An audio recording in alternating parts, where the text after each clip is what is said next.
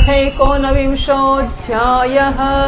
सूत उवाच महीपतिस्त्वतत्कर्म गर्ह्यम् विचिन्तयन्नात्मकृतं सुदुर्मनाः। अहो मया नीचमनार्यवत्कृतं निरागसि ब्रह्मणि गूढतेजसि। ध्रुवं ततो मे कृतदेवहेलनात् दुरत्ययं व्यसनं नातिदीर्घात्। तदस्तु कामं त्वगनिष्कृताय मे यथा न रेवमद्धा। अद्यैव राज्यं बलमृद्धकोशं प्रकोपितब्रह्मकुलानलो मे। दहत्वभद्रस्य पुनर्न मे भूत् पापीयसि द्विर्द्विजदेव गोप्यः। सचिन्तयन्नित्थमथा शृणोद्यथा मुनिः श्रुतोक्तो निर्वृतिस्तक्षकाख्यः। स साधु मेनेन चिरेण तक्षक अनलं प्रसक्तस्य विरक्तिकारणम्। अथो विहाये ममं च लोकं विमर्शितौ हेयतया पुरस्तात्। कृष्णाङ्घ्रिसेवामधिमन्यमानः उपाविशत्प्रायममर्त्य नद्यां। या वैलसश्रीतुलसी विमिश्र कृष्णाङ्गिरेण्वभ्यधिकाम्बुनेत्रीम्। तिलोकानुभयत्र शेषान् कस्तां न सेवेतमरिष्यमाणः। इति व्यवच्छिद्य स पाण्डवेयः प्रायोपवेशं प्रति विष्णुपद्यां। दध्यौ मुकुन्दाङ्घ्रिमनन्यभावः मुनिव्रतो मुक्तसमस्तसङ्गः। तत्रोपजग्मुर्भुवनं पुनानाः महानुभावा मुनयः सशिष्याः। प्रायेण तीर्थाभिगमापदेशैः स्वयं हि तीर्थानि पुनन्ति सन्तः। अत्रिर्वसिष्ठ्यश्च वनः शरद्वान् अरिष्टनेमिर्भृगुरङ्गिराश्च। पराशरो गादिसुतोऽथ रामः उतथ्य इन्द्रप्रमदेत्मवाहौ। मेधातिथिर्देवल आश्रिषेणः भारद्वाजो गौतमः पिप्पलादः। मैत्रेय और्वः कवशः कुम्भयोनिः द्वैपायनो भगवान् नारदश्च। अन्ये च देवर्षि ब्रह्मर्षिवर्याः राजर्षिवर्या अरुणादयश्च। नानाशेयप्रवरान् समेतान् अभ्यर्च्य राजा शिरसा ववन्दे। सुखोपविष्टेष्वथ तेषु भूयः कृतप्रणामस्त्वचिकीर्षितं यत्। विज्ञापयामास विविक्तचेताः उपस्थितो ग्रेप्य गृहीत पाणिः। સૂતજી કહે છે, રાજધાનીમાં પહોંચીને રાજા પરીક્ષિતને પોતાના આ નિંદનીય કર્મને માટે મહાન પશ્ચાતાપ થયો. એવી કંઈક કથા છે કે પરીક્ષિતે એ દિવસે કોઈક પેલા જૂના જમાનાના પોતાના વડીલો હશે ને એમની બધી પ્રોપર્ટીઝ વાળી એક બેગ ખોલી અને એમાંથી એક સોનાનો મુગટ નીકળ્યો. એ મુગટ એ દિવસે પહેર્યો હતો અને એ પહેરીને એ ગયા હતા વનમાં. એને કારણે એમનામાં એક કળીનો પ્રવેશ થયો અને આથી એવી બુદ્ધિ નહીં તો પરીક્ષિતને ક્યારેય ભૂખ તરસ કે કશાયથી એવી બુદ્ધિ થાય જ નહીં. પણ સોનામાં કળીનો વાસ છે અને મુગટ કોનો છે હું ભૂલી ગઈ, પણ એવું પણ જરાસંધનો. તો જરાસંધનું બધું લૂંટીને લાવ્યા હશે અને એમાંથી આવેલો જે મુગટ હશે એ મુગટ એ દિવસે પહેર્યો છે એમણે અને એને કારણે એમના મનમાં આવી બુદ્ધિ જન્મી. એટલે ઋષિનું અપમાન કર્યું અને જેવો ઘેરાવીને મુગટ કાઢ્યો ને રાજમહેલમાં આવીને એની સાથે બુદ્ધિ જાગૃત થઈ ગઈ. કરે રામ રામ, આ શું થઈ ગયું મારાથી, એવું છે. અત્યંત ઉદાસ થઈ ગયા અને વિચારવા લાગ્યા, અરે રે હું નિરપરાધ અને એ જે ઋષિ હતા એ નિરપરાધ હતા, પોતાનું તેજ છુપાવીને સમાધિમાં હતા. એ બ્રાહ્મણ સાથે અનાર્ય પુરુષોની જેમ મેં અત્યંત નીચ વ્યવહાર કર્યો છે. જો પરીક્ષિતને પણ ઉદારતા જુઓ, શમીક ઋષિને પણ જુઓ, ક્ષત્રિયનું ક્ષત્રિયત્વ જુઓ અને બ્રાહ્મણનું બ્રાહ્મણત્વ જુઓ. આ બહુ ખેદની વાત છે. અવશ્ય જ એ મહાત્માના અપમાનના ફળ સ્વરૂપે શીઘ્રથી શીઘ્ર મારા ઉપર કોઈ વિપત્તિ આવી જ પડશે. હું પણ એવું જ ઈચ્છું છું, કારણ કે એનાથી મારા પાપનું પ્રાયશ્ચિત્ત થશે અને ફરીથી ક્યારેય હું આવું કામ કરવાનું દુસ્સાહસ નહીં કરું. જો આમાં વેર વધે કોઈ જગ્યાએ, જ્યારે માણસ પોતે જ સમજે કે મેં ભૂલ કરી છે અને મને એનો શાપ કે પ્રાયશ્ચિત્ત મળે, સારી જ વસ્તુ છે, તો કોઈને માટે દુઃખ લાગવાનું, કોઈના પ્રત્યે વેર જન્મવાનો પ્રશ્ન જ નથી આવતો. બ્રાહ્મણું તે જ હતું, ક્યાં વાત હે, સવાલ જ નથી આવતો. શક્તિ છે, ઉપયોગ કરવો કે નહીં એના માટે બુદ્ધિ જોઈએ. બ્રાહ્મણોનો ક્રોધાગ્નિ આજે જ મારું રાજ્ય, મારી સેના અને ભર્યા ભર્યા ખજાનાને બાળીને ખાખ કરી નાખે, જેનાથી ફરી ક્યારેય હું દુષ્ટ, મને બ્રાહ્મણ, દેવતા અને ગાયો પ્રત્યે આવી પાપ બુદ્ધિ ના જન્મે. એ આ પ્રકારે ચિંતા કરી જ રહ્યા હતા અને ત્યારે એમને ખબર પડી કે ઋષિકુમારના શાપથી તક્ષક મને ડંખ મારનારો છે. એમને એ બળતી આગની સમાન તક્ષકનો ડંખવાનું બહુ સારું લાગ્યું. સસાધુ મેને, હા, સસાધુ મેને, વાહ, બહુ સરસ. ચાલો, બહુ આનંદ થયો, કારણ કે પેલું એવું છે કે તક્ષક નાગે જો ન બાળ્યો હોત ને અને જીવ્યા હોત પરીક્ષિત, તો આખી જિંદગી આજે પોતે દુષ્ટ કર્મ કર્યું છે એની બળતરામાં બળ્યા જ કરત. હા, 7મા દાડે પાર આવી જશે તો આખી જિંદગી તો નહીં બળવું પડે. પોતે એક દુષ્ટ કર્મ કર્યું છે એનું એટલું બધું એમને બળતરા કે ડંખ હશે. એ વિચારવા લાગ્યા કે અને બીજું, આ મેં સંસારમાંથી મુક્ત થવાની જરૂર તો હતી જ. હું બહુ દાડથી સંસારમાં આસક્ત થઈ ગયો હતો. હવે સારું થયું, શીઘ્ર મને વૈરાગ્ય માટેનું કારણ પ્રાપ્ત થઈ ગયું. એ આ લોક અને પરલોકના ભોગોને તો પહેલેથી જ તુચ્છ અને ત્યાજ્ય સમજતા હતા. હવે એટલે એમની પાસે હતા ખરા, પણ એનો ભોગ લેતા કે ભોગ ભોગવતા નહોતા, એટલે કે ઉપયોગ કરતા હતા, ઉપભોગ નહોતા કરતા. વસ્તુ આસપાસ હતી અને માટે રાજા તરીકે એમનો સંપર્ક થતો હતો, કરવો પડતો હતો. એ ભોગ માનતા નહોતા એમાં, પણ વસ્તુઓ તો રાખવી પડતી હતી. ચાલો, હવે તો હાશ મજા પડી ગઈ, વસ્તુઓને રૂપથી પણ છોડી શકાશે. એટલે ઉપયોગ કરવાની પણ જરૂર નથી, ઉપભોગની પણ જરૂર નથી. હવે એમનો સ્વરૂપતઃ ત્યાગ કરીને ભગવાન શ્રી કૃષ્ણના ચરણ કમળોની સેવાને જ સર્વોપરી માનીને આ મરણ અનશન વ્રત લઈને એ ગંગાના કિનારા ઉપર બેસી ગયા. જીવનમાં એક જ પાપ થઈ ગયું અને વાહ, એ પાપે કેવું કામ કરી નાખ્યું. ગંગાજીનો જળ ભગવાનના શ્રી કૃષ્ણના ચરણ કમળોનો એ પરાગ લઈને પ્રવાહિત થાય છે, જે શ્રીમતી તુલસીની ગંધથી મિશ્રિત છે. આ જ કારણ છે કે લોકપાલો સહિત ઉપર નીચેના સમસ્ત લોકોને એ પવિત્ર કરે છે. કોણ એવો મરણાસન્ન પુરુષ હશે જે એમનું સેવન ના કરે? એટલે મરણ નજીક આવ્યું છે અને તોય ગંગાજીનું સેવન ના કરે, એવો કયો માણસ હશે? હિન્દુસ્તાનમાં આવો માણસ ના જન્મે તો કેવું સારું, નહીં?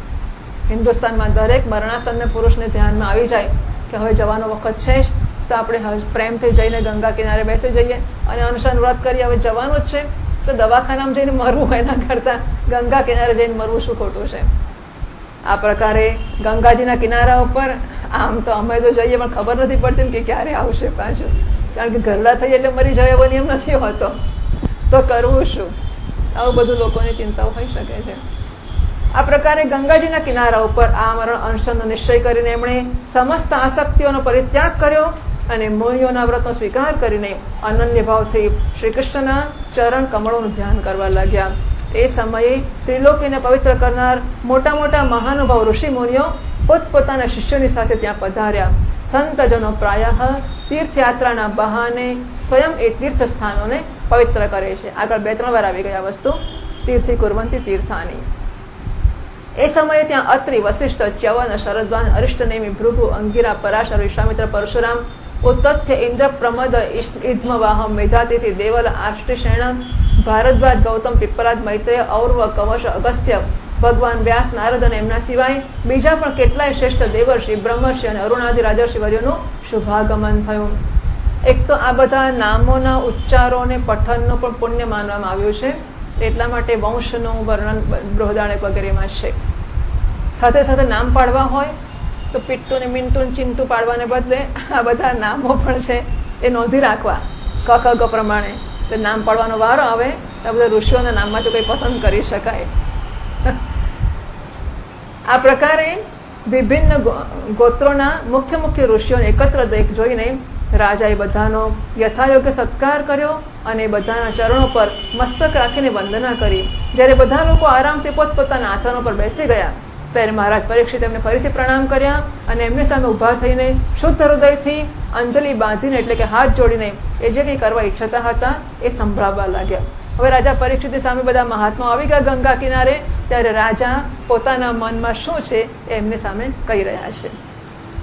13મા શ્લોકથી રાજોવાચ અહો વયમ ધન્યતમા નૃપાણામ મહત્તમાનુગ્રહણેયશીલાઃ રાજ્ઞાં કુલં બ્રાહ્મણ પાદ શૌચાત દૂરાદ વિસૃષ્ટં બત ગર્હ્ય કર્મ તસ્યૈવ મેઘસ્ય પરાવરેશઃ વ્યાસક્ત ચિત્તસ્ય ગૃહેષ્વભીક્ષ્ણં નિર્વેદમૂલોદ્વિજ શાપરૂપઃ યત્ર પ્રસક્તો ભયમાશુ ધત્તે તમોપયાતં પ્રતયન્તુ વિપ્રાઃ ગંગા ચ દેવી ધૃતચિત્તમીશે દ્વિજોપસૃષ્ટ કુહકસ્તક્ષકો વા દશત્વલંકાયત વિષ્ણુગાથાઃ પુનશ્ચ ભૂયાદ ભગવત્યનન્તે રતિઃ પ્રસંગશ્ચ તદાશ્રયેષુ મહત્સુ યામ યામુપયામિ સૃષ્ટિં મૈત્ર્યસ્તુ સર્વત્ર નભો દ્વિજેભ્યઃ ઇતિ સ્મ રાજાધ્યવસાય યુક્તઃ પ્રાચીનમૂલેષુ કુશેષુ ધીરઃ ઉદમ્મુખો દક્ષિણકૂલ આસ્તે સમુદ્રપત્ન્યા स्वसुतन्यस्तभारः एवं च तस्मिन्नरदेव देवे प्रायोपविष्टे दिवि देवसङ्घाः प्रशस्य भूमौ व्यकिरन् प्रसूनैः मुदा मुहुर्दुन्दुभयश्च नेदुः महर्षयो वै समुपागता ये प्रशस्य साद्वित्यनुमोदमानाः ऊचुः प्रजानुग्रहशीलसाराः यदुत्तमश्लोकगुणाभिरूपम् न वा इदं राजर्षिवर्यचित्रम् भवत्सु कृष्णं समनुव्रतेषु येध्यासनं राजकिरीटजुष्टम् सद्यो जहुर्भगवत्पार्श्वकामाः सर्वे वयं तावदिहास्महे कलेवरं यावदसौ विहाय लोकं परं विरजस्कं विशोकं यास्यत्ययं भागवतप्रधानः. રાજા પરીક્ષિત કહે છે, અહો સમસ્ત રાજાઓમાં અમે ધન્ય છીએ, અમે ધન્યતમ છીએ, સૌથી વધારે ધન્ય અમે છીએ, કારણ કે અમારા શિવ સ્વભાવને કારણે અમે આપ મહાપુરુષોના કૃપાને પાત્ર બની ગયા છે. મહાપુરુષોના દર્શન કરવા મળ્યા, વાહ, આનાથી મોટી ધન્યતા કઈ હોઈ શકે. રાજવંશના લોકો પ્રાયઃ નિંદિત કર્મો કરવાને કારણે બ્રાહ્મણોના ચરણોના અમૃતથી દૂર થઈ જાય છે. એ કેટલા ખેદની વાત છે. હું પણ રાજા જ છું, નિરંતર શરીરમાં અને ઘરમાં આસક્ત રહેવાને કારણે હું પણ પાપરૂપ જ થઈ ગયો છું. આજે સ્વયં ભગવાન જ બ્રાહ્મણના શાપના રૂપમાં મારા ઉપર કૃપા કરવાને માટે પધાર્યા છે. બોલો, હર્ષ અને શોક તો નજરમાં જ છે ને, વસ્તુમાં ક્યાં છે? આ શાપ વૈરાગ્ય ઉત્પન્ન કરનારો છે, કારણ કે આ પ્રકારના શાપથી સંસાર આસક્ત પુરુષ ભયભીત થઈને વિરક્ત થઈ જાય છે. એ બ્રાહ્મણો, હવે મેં મારા ચિત્તને ભગવાનના ચરણોમાં સમર્પિત કરી દીધું છે.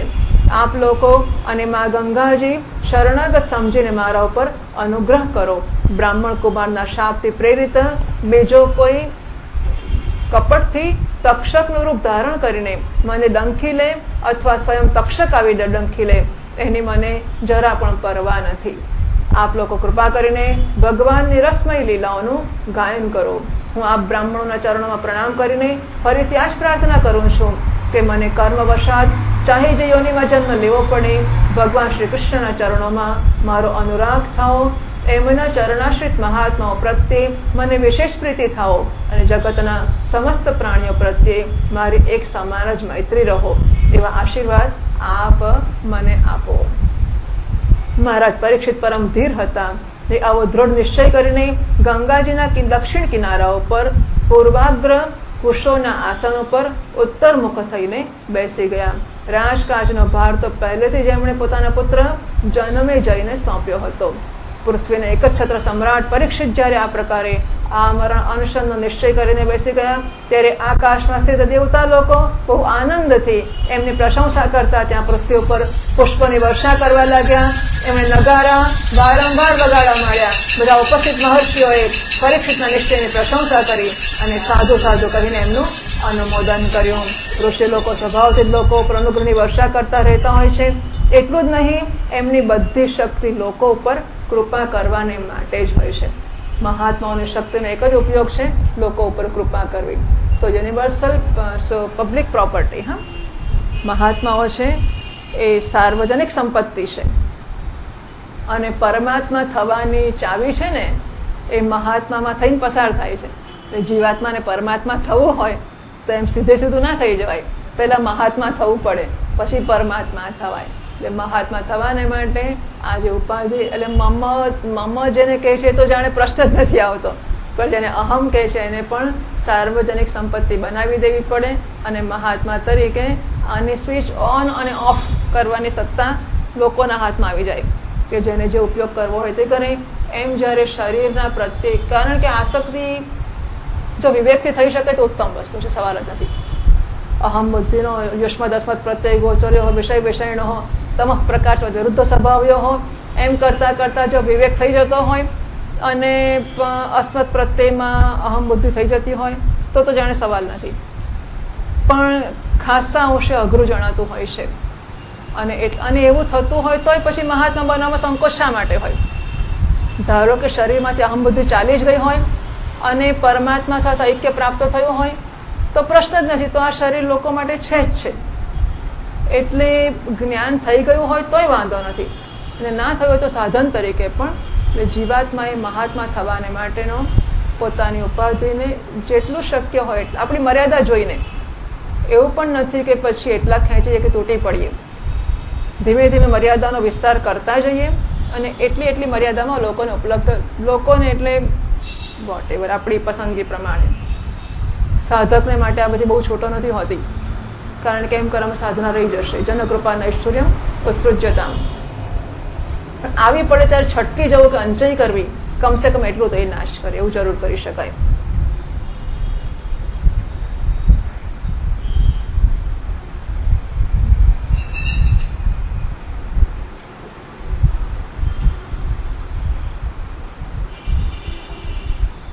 એટલું જ નહીં, એમની બધી શક્તિ લોકો ઉપર કૃપા કરવાની માટે જ હોય છે. એ લોકોએ ભગવાન શ્રી કૃષ્ણના ગુણોથી પ્રભાવિત પરીક્ષિતના પ્રત્યે એમને અનુરૂપ વચનો કહ્યા. એ કહે છે કે રાજર્ષિ શિરોમણી એટલે રાજર્ષિઓના મસ્તક ઉપરના મણી, એવો અર્થ થાય શિરોમણીનો. ભગવાન શ્રી કૃષ્ણના સેવક અને અનુયાયી આપ પાંડવંશીઓને માટે આ કોઈ આશ્ચર્યની વાત જ નથી, કારણ કે આપ લોકોએ ભગવાનની સન્નિધિ પ્રાપ્ત કરવાની આકાંક્ષાથી એ રાજસિંહાસનનો એક ક્ષણમાં જ પરિત્યાગ કરી દીધો છે, જેની સેવા મોટા મોટા રાજાઓ પોતાના મુકુટોથી કરે છે. તે રાજાઓ જે સિંહાસનની આગળ પાછળ ફર્યા કરતા હોય એવા સિંહાસનો તો આપણે આમ છોડ્યા છે. એટલે પાંડવ વંશમાં તો કોઈ મોટી વાત છે જ નહીં. અમે બધા ત્યાં સુધી અહીં રહીશું જ્યાં સુધી ભગવાનના પરમ ભક્ત પરીક્ષિત પોતાના નશ્વર શરીરને છોડીને માયા દોષ અને શોકથી રહિત ભગવાનના ધામમાં નહીં ચાલ્યા જાય. 22મા શ્લોકથી વાંચીએ. आश्रुत्य तदृषि गणवचः परीक्षित समं मधुच्युद्गुरु चाव्यलीकम् आभाषतैनानभिनन्द्य युक्तान् शुश्रूषमाणश्चरितानि विष्णोः समागताः सर्वत एव सर्वे वेदा यथा मूर्तिधरास्त्रिपृष्ठे नेहाथवा मुत्र च कश्चनार्थः ऋते परानुग्रहम् तमश्च वः पृच्छमिमं विपृच्छे कृत्यतायां सर्वात्मनां म्रियमाणैश्च कृत्यं शुद्धं च तत्रामृषताभियुक्ताः तत्राभवद्भगवान् व्यासपुत्रः यदृच्छया गामटमानो नपेक्षः अलक्ष्यलिङ्गो निजलाभतुष्टः वृतश्च बालैरवधूतवेषः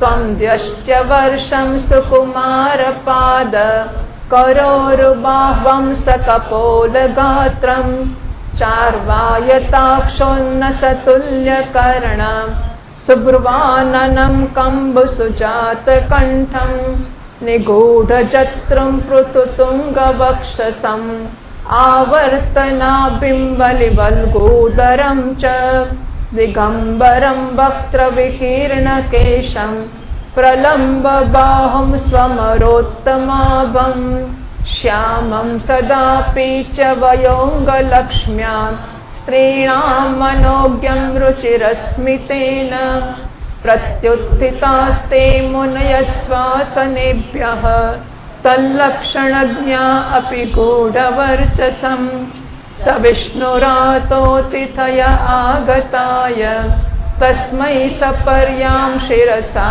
जहार ततो निवृत्ता ह्यबुधास्त्रयोर्बकाः महासने सोपविवेश पूजितः स संवृतस्तत्र महान् महीयसाम् ब्रह्मर्षि देवर्षि संगैः व्यरोचतालं भगवान् यथेन्दुः ग्रहर्क्षतारानिकरैः परीतः प्रशान्तमासीनमकुण्ठमेधसम् नृपो भागवतोऽभ्युपेत्य प्रणम्य मूर्ध्नावतिः कृताञ्जलिः नत्वा गिरासूनृतयान्वपृच्छत।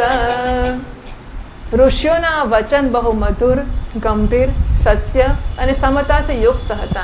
એ સાંભળીને રાજા પરીક્ષિતે એમને યોગયુક્ત મુનિઓનું અભિનંદન કર્યું અને ભગવાનના મનોહર ચરિત્ર સાંભળવાની ઈચ્છાથી ઋષિઓને પ્રાર્થના કરી. એ મહાત્માઓ, આપ સૌ સર્વ તરફથી અહીં પધાર્યા છો.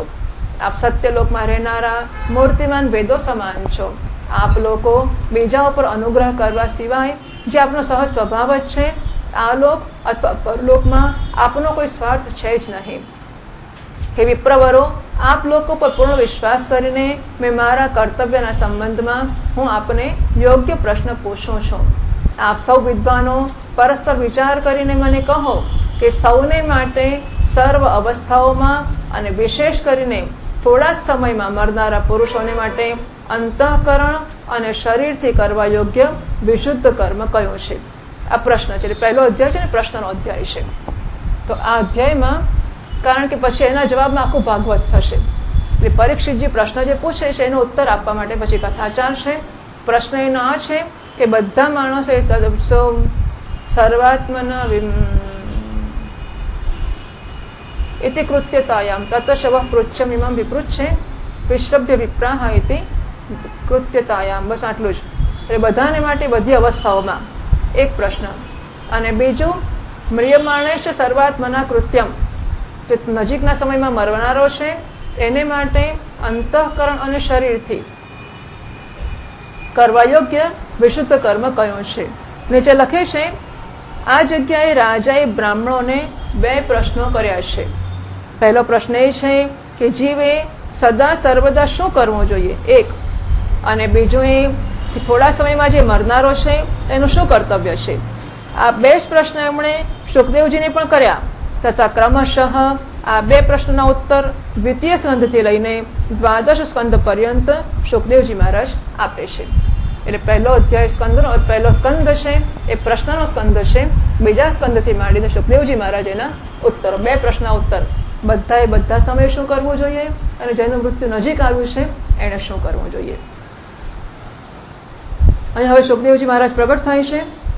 એ સમયે પૃથ્વી ઉપર સ્વેચ્છાથી વિચરણ કરતા કોઈની પણ અપેક્ષા ન રાખનારા વ્યાસનંદન ભગવાન શ્રી સુખદેવજી મહારાજ ત્યાં પ્રગટ થઈ ગયા. શ્રી સુખદેવજી ભગવાન કી જય.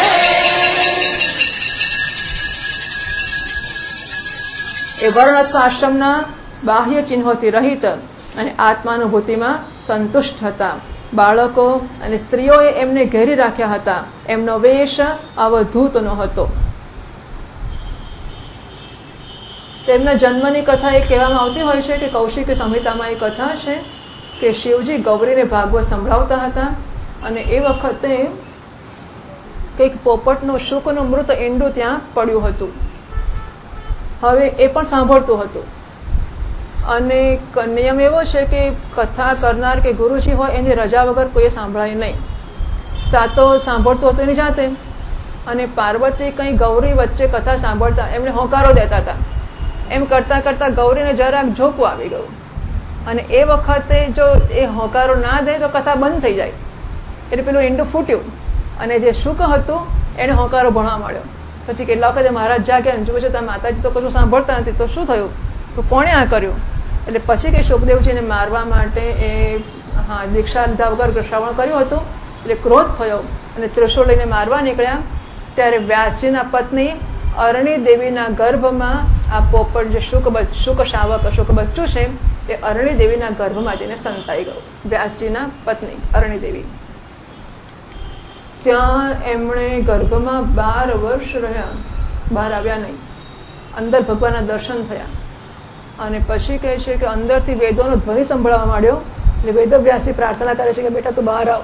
તો પછી બહાર આવીશ તો મને આ માયા લાગી જવાનો ભય લાગે છે એટલા માટે હું બહાર નથી આવતો. એટલે ભગવાનના દર્શન થાય તો જ બહાર આવું. પછી કંઈક ભગવાનના દર્શન કરાવ્યા અને બહાર આવ્યા અને જેવા જન્મ્યા તેવા યમ પ્રવ્રજંતમ અનુપેતમ અપેત કૃત્યમ. જેવા જન્મ્યા એવા તો કપડાં પહેરવાની જરૂર નથી, જનોઈના સંસ્કારની જરૂર નથી, કોઈ અપવિત્રતા અને પવિત્રતાનો પ્રશ્ન જ નથી આવતો. અને જેવા જન્મ્યા એવા કપડાની પણ જરૂર નથી, એ ચાલવા માંડ્યા. સો તત્રા ભવદ ભગવાન વ્યાસપુત્ર યદૃચ્છયા ગામ અટમાન અનપેક્ષ. અલક્ષ્ય લિંગ એટલે વર્ણાશ્રમનું કોઈ લિંગ નથી એમનામાં. નિજલાભતુષ્ટ એટલે આત્મતુષ્ટ છે અને અવધૂત વેશ એટલે દિગંબર છે. એટલે વાસનાનું વસ્ત્ર જેનું પડી ગયું છે. સંપૂર્ણ નિર્વાસન છે, વર્ણાશ્રમના લિંગથી મુક્ત છે અને આત્મલાભમાં સંતુષ્ટ છે. એવા સુખદેવજી મહારાજ એ અત્યારે બસ રસ્તા ઉપર જતા આવી પડ્યા. 16 વર્ષની અવસ્થા છે. ચરણ, હાથ, જંઘા, ભુજાઓ, ખભા, કપોલ અને અન્ય સર્વ અંગો અત્યંત સુકુમાર છે. નેત્ર મોટા મોટા અને મનોહર હતા. નાસિકા જરા ઊંચી હતી. કાન સરખા હતા. સુંદર ભ્રમરો હતી. એનાથી મુખ બહુ શોભાયમાન થતું હતું. ગળું તો જાણે કે સુંદર શંખ જ હતો. પાંસળીઓ ઢંકાયેલી, છાતી વિશાળ અને ઉભરેલી, નાભી ભ્રમર સમાન એટલે પેલું ભમળ હોય ને પાણીનું એવું એના જેવી ઊંડી અને પેટ બહુ સુંદર ત્રિવળીથી યુક્ત હતું. લાંબી લાંબી ભુજાઓ હતી. મુખ ઉપર વાંકડિયા વાળ વિખરાયેલા હતા. એ દિગંબર વેશમાં શ્રેષ્ઠ દેવતાની સમાન તેજસ્વી જણાતા હતા. શ્યામ રંગ હતો. ચિત્તને ચોરનારી ભરી જુવાની હતી. એ શરીરની છટા અને મધુર મુસ્કાનથી સ્ત્રીઓને સદા મનોહર જણાતા હતા. એટલે સ્ત્રીઓ કેમ પાછળ પાછળ હતી? કારણ કે સરસ મજાનો યુવાન હતો એટલે પાછળ બધી સ્ત્રીઓ પણ થઈ ગઈ હતી. અને બાળકોને એમ કે આ સારું રમકડું છે, કપડાં પહેર્યા છે પેલો વગેરે. જો કે એમણે પોતાના તેજને છુપાવેલું હતું છતાં પણ એમના લક્ષણ જાણનારા મુનિઓ એમને ઓળખી ગયા. આમ તો એક બાહુ આવતો એવું લાગે બધાને એટલે એમ થાય કે આજે પેલો ગાંડો આવ્યો, કાઢી મૂકો. પણ ના, એમના લક્ષણ ઓળખનારા જે મહાત્માઓ હતા એ ઓળખી ગયા કે સુખદેવજી મહારાજ પધારી રહ્યા છે. આથી બધા જ એકાએક પોતપોતાના આસન છોડીને ઉભા થઈ ગયા એમના સન્માન માટે. રાજા પરીક્ષિતે અતિથિ રૂપમાં પધારેલા શ્રી સુખદેવજી મહારાજને મસ્તક ઝુકાવીને પ્રણામ કર્યા અને એમની પૂજા કરી. એમના સ્વરૂપને ન જાણનારા બાળકો અને સ્ત્રીઓ એમનો મહિમા જોઈને ત્યાંથી પાછા ફરી ગયા. સૌના દ્વારા સન્માનિત થઈને શ્રી સુખદેવજી મહારાજ શ્રેષ્ઠ આસન ઉપર વિરાજમાન થયા. ગ્રહો, નક્ષત્રો અને તારાઓથી ઘેરાયેલા ચંદ્રમાની જેમ બ્રહ્મર્ષિ, દેવર્ષિ અને રાજર્ષિઓના સમૂહથી ઘેરાયેલા શ્રી સુખદેવજી મહારાજ અત્યંત શોભાયમાન થયા. જ્યારે વાસ્તવમાં એ મહાત્માઓના પણ આદરણીય હતા.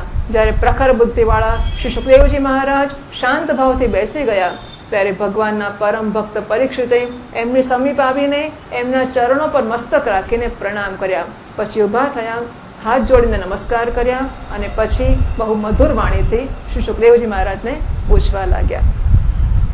પરીક્ષિદુવાચ અહો અદ્ય વયમ બ્રહ્મન સત્સેવ્યાઃ ક્ષત્રબંધવઃ કૃપયાતિથિરૂપેણ ભવદ્ભિસ્તીર્થકાઃ કૃતાઃ येषां संस्मरणात् पुंसां सद्यः शुद्ध्यन्ति वै गृहाः किं पुनर्दर्शनस्पर्शपादशौचासनादिभिः सान्निध्यात् ते महायोगिन् पातकानि महान्त्यपि सद्यो नश्यन्ति वै पुंसां विष्णोरिव सुरेतराः अपि मे भगवान् प्रीतः कृष्णः पाण्डुसुतप्रियः पैतृष्वस्येय प्रीत्यर्थं तद्गोत्रस्यात्तबान्धवः अन्यथा विव्यक्तगतेर्दर्शनं नः कथं नृणाम् नितरां म्रियमाणानां संसिद्ध्यस्य वनीयसः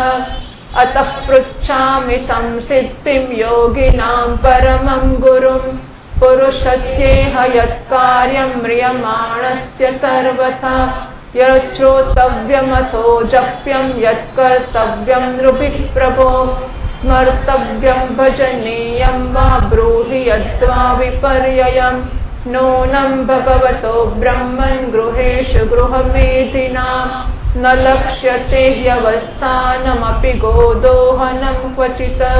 सूत उवाच एवमाभाषितः पृष्टः स राज्ञाश्लक्ष्णया गिरा प्रत्यभाषत धर्मज्ञो भगवान् बादरायणिः. પરીક્ષિત કહે છે, બ્રહ્મ સ્વરૂપ ભગવાન, આજે અમે મહાભાગ્યશાળી થયા છીએ, કારણ કે અપરાધી ક્ષત્રિય હોવા છતાં પણ અમને સંત સમાગમના અધિકારી માનવામાં આવ્યા છે. આનાથી મોટું પુણ્ય કયું હોય, કયું મોટું ભાગ્ય હોય કે મહાત્માઓના દર્શન થઈ જાય. હા, અને અધિકાર પ્રાપ્ત થાય ત્યારે મહાત્મા ગમે ત્યાંથી આવી જ જતા હોય છે. જો તમને બધાને પ્રશ્નો ના થાય, મને તો થાય જ કે પરીક્ષિત જંગલમાં ગઈ, બધા મહાત્માઓ કેવી રીતે આવી ગયા, આસનો ક્યાંથી આવી ગયા, સિંહાસન બધાને ઊંચા નીચા આસન પર બેસાડ, આ બધું ક્યાંથી થઈ ગયું. સો પ્રારબ્ધ તૈયાર થાય, અધિકારીત્વ તૈયાર થાય ને ત્યારે ગમે ત્યાંથી મહાત્માઓ આવી જ જશે અને ઉપદેશ પ્રાપ્ત થઈ જ જશે. એ ચિંતાનો વિષય છે જ નહીં. આપણે અધિકારીત્વ પ્રાપ્ત કરવું એટલી જ આપણી જવાબદારી છે. આજે કૃપાપૂર્વક અતિથિ રૂપમાં પધારીને આપે અમને તીર્થ સમાન પવિત્ર બનાવી દીધા છે. આટલી બુદ્ધિ જન્મથી હોય કે મહાત્માનો સત્સંગ થયો તો આપણે તીર્થ જેવા પવિત્ર થઈ ગયા છીએ ને. એ કેવું મૂલ્ય જન્મતું હશે મહાત્માઓને માટે. જો જન્મે તો જન્મે, ના જન્મે તો ના જન્મે. હવે આ કેવળ ઈશ્વરની કૃપા છે. મહાત્મા સમહત સંગઃ દુર્લભ અગમ્ય અમોઘશ્ચ. મહાત્માનો સંગ બહુ અઘરો નથી, અઘરો છે, દુર્લભ, મળવો અઘરો છે, પણ છતાંય મળી જાય. પણ મળ્યા પછી ઓળખાવો અઘરો છે. દુર્લભ અગમ્ય. નારદ મુનિ કહે છે કે મહાત્માનો સંગ મળવો દુર્લભ છે, પણ રખેને મળી જાય તો ઓળખાવો અઘરો છે. જો મળે મહાત્મા અને જો ઓળખાય તો અમોઘશ્ચ, તો એ અમોઘ કામ કરી જાય છે. પછી એ કામ ના કરે એવું બનતું જ નથી, પછી થઈ દેશે. આપના જેવા મહાત્માઓના સ્મરણ માત્રથી જ ગૃહસ્થોના ઘર તત્કાળ પવિત્ર થઈ જાય છે. પછી દર્શન, સ્પર્શ, પાદ પ્રક્ષાલન અને આસન દાન વગેરેનો અવસર મળે તો કેવું શું? એનો અર્થ એવો ને કે ઘેર બેઠા બેઠા સ્મરણ જ કરવું અને ઘેર બોલાવીને એમના દર્શન, સ્પર્શ વગેરે ના કરવા. હે મહાયોગી, જેમ ભગવાન વિષ્ણુની સામે દૈત્ય લોકો ઉભા રહી શકતા નથી, એવી જ રીતે આપની સન્નિધિથી મોટા મોટા પાપો પર તરત નાશ પામી જાય છે. અવશ્ય જ પાંડવોના સ્વરૂપ ભગવાન શ્રી કૃષ્ણ મારા ઉપર અત્યંત પ્રસન્ન છે. એમણે પોતાના ફોઈના દીકરા ભાઈઓની પ્રસન્નતાને માટે એમના કુળમાં ઉત્પન્ન થયેલા મારી સાથે પણ પોતાના પણાનો વ્યવહાર કર્યો છે. માત્ર અર્જુન જ એમનો છે એવું નહીં, અને એમના પુત્રો ના મને પણ એમણે પોતાનો ગણ્યો છે. તો ભગવાને કૃપા કરી અને મને પણ મહાત્માના દર્શન કરાવી દીધા. ભગવાન શ્રી કૃષ્ણની કૃપા ન હોત તો આપના સરખા એકાંત વનવાસી અવ્યક્ત ગતિ, જે એકાંતમાં રહેનારા આજે સભામાં આવી ગયા, વનમાં રહેનારા લોકોની વચ્ચે આવી ગયા આજે, અને અવ્યક્ત ગતિ જેની ગતિનો કોઈ વ્યવસ્થા જ નથી, એ પરમ સિદ્ધ પુરુષ સ્વયં પધારીને અમારા મૃત્યુના સમયે અમારા જેવા પ્રાકૃત મનુષ્યને દર્શન શા માટે આપત? આપ યોગ્યોના પરમ ગુરુ છો. આથી જ હું આપને પરમ સિદ્ધિના સ્વરૂપ અને સાધનના સંબંધમાં પ્રશ્ન કરી રહ્યો છું. એ પોતાનો પ્રશ્ન દોહરાવે છે. જે પુરુષ સર્વથા મરણાસન્ન છે એને શું કરવું જોઈએ? ભગવાન સાથે એ પણ કહો કે મનુષ્ય માત્રએ શું કરવું જોઈએ? એ શેનું શ્રવણ કરે, કોનો જપ કરે, કોનું સ્મરણ કરે, અથવા કોનું ભજન કરે, અથવા શેનો ત્યાગ કરે? એ ભગવત સ્વરૂપ મુનિવર આપના દર્શન અત્યંત દુર્લભ છે. કારણ કે જેટલી વાર એક ગાયને દોહવામાં થાય છે એટલો સમય પણ આપ એક ગૃહસ્થના ઘરમાં રોકાતા નથી. તો આજે આપ આવ્યા છો, આપ બેઠા છો અને મારો પ્રશ્ન સાંભળી રહ્યા છો. વાહ, આપના દર્શન થયા એ તો અત્યંત ઉત્તમ ભાગ્ય છે. સૂતજી કહે છે, જ્યારે રાજાએ અત્યંત મધુર વાણીમાં આ પ્રકારે સંભાષણ અને પ્રશ્ન કર્યા અને મહાત્મા પાસે જઈએ અને એમની જોડે વાત કરીએ તો કેવી રીતે વાત કરાય, કેવું વર્તન કરાય, કેવો વ્યવહાર કરે એ જો.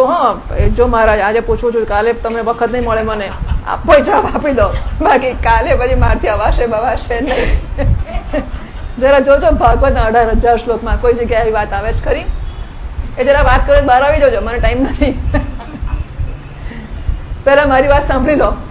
કોઈ જગ્યાએ આવ્યું છે એવું? કોઈ જગ્યાએ કઈ રસ્તા પરથી આ શું કર્યો? મહાત્મા હોય જયારે આમ કાગળિયા છપાવવા મળે ત્યારે આવું થાય. પછી કાગળિયા છપાઈને લોકોને બોલાવો ત્યારે આવું થાય. ગંગા કિનારે જઈને મહાત્મા મળે ત્યારે આપણને કિંમત સમજાય. રાજ્ય છોડવું હોય, ઘર છોડ્યું, બધું છોડ્યું હોય, અનુષ્ઠાન વ્રત કર્યું અને મરવાની તૈયારી કરીને બેઠા છીએ અને મહાત્મા આવી જાય ત્યારે સમજાય કે વાહ, ભગવાનની કૃપા છે. એ સુખદેવજી ઘરમાં આવીને જુએ, જોઈએ કેવું થાય છે, ખબર પડી જાય. તો મારા તમારા હાથમાં આવી જાય એટલે પછી સુખદેવજી પાકી જાય બિચારા. સૂતજી કહે છે, જ્યારે રાજાએ અત્યંત મધુર વાણીમાં આ પ્રકારે સંભાષણ અને પ્રશ્ન કર્યા ત્યારે સમસ્ત ધર્મોના મર્મજ્ઞ વ્યાસનંદન ભગવાન શ્રી સુખદેવજી મહારાજ એમનો ઉત્તર આપવા લાગ્યા. इति श्रीमद्भागवते महापुराणे वैयासिक्याम् 18 पारमहंस्यां संहितायां प्रथमस्कन्धे शुकागमनं नाम 19विंशोऽध्यायः. इति प्रथमस्कन्धः समाप्तः. हरि ओम् तत्सत्. श्रीकृष्णार्पणमस्तु.